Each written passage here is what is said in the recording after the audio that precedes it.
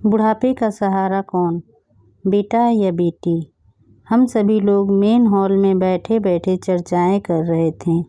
तभी मेरी बहन ने मुझसे एक प्रश्न पूछा कि भैया यह बताओ, आदमी के बुढ़ापे का सहारा उसकी बेटी होती है या उसका बेटा?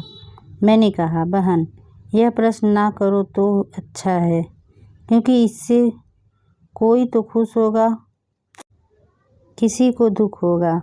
तो अन्य सभी लोग जिद करने लगे, नहीं नहीं, यह बात तो बतानी ही पड़ेगी, वह भी विस्तार से।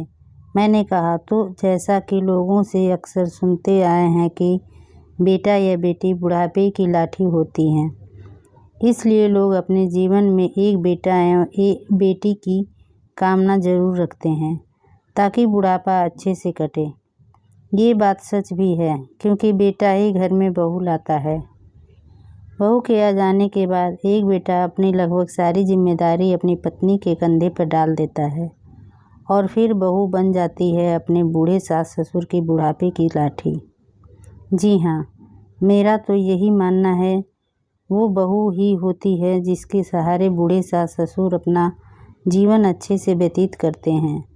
एक बहू को अपने सास ससुर की पूरी दिनचर्या मालूम होती है, कौन कब और कैसी चाय पीते हैं, क्या खाना बनाना है, शाम में नाश्ता में क्या देना, रात को हर हालत में 9 बजे से पहले खाना बनना है। अगर सास ससुर बीमार पड़ जाएं तो पूरे मन या बेमन से बहू ही देखभाल करती है।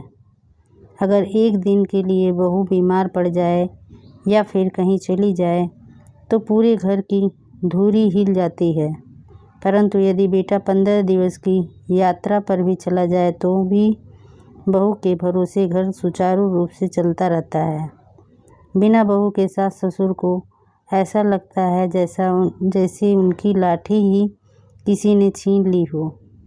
वे चाय नाश्ता से लेकर खाना के लिए छटपटा जाएंगे, कोई और पूछने वाला उनके पास नहीं होता, क्योंकि बेटे के पास समय नहीं है, और अगर बेटे को समय मिल जाए भी तो वो कुछ नहीं कर पाएगा, क्योंकि उसे ये मालूम ही नहीं है कि माँ बाबूजी को सुबह से रात तक क्या क्या देना है, क्योंकि बेटे के चंद सवाल हैं और उसकी जिम्मेदारी खत्म। जैसे माँ बाबूजी ने खाना खा लिया, चाय पी लिए, नाश्ता कर लिए, लेकिन कभी भी ये जानने की कोशिश नहीं करते कि वे क्या खाते हैं, कैसी चाय पीते हैं। ये लगभग सभी घरों की कहानी है। मैंने तो अधिकतर ऐसी बहू देखी है जो अपनी सास की बीमारी में तन मन से सेवा करती हैं।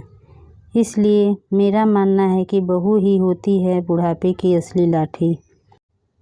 लेकिन एक बात और सच है, और सास ससुर को भी मेरा राजा बेटा मेरी रानी बेटी की रट छोड़ मेरी अच्छी बहू रानी की रट भी लगा लेनी चाहिए।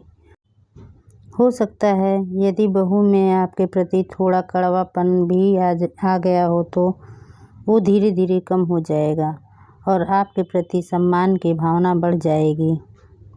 अतः अपनी बहू में सिर्फ कमियां न ढूंढें, उसकी अच्छाइयों की कद्र करें।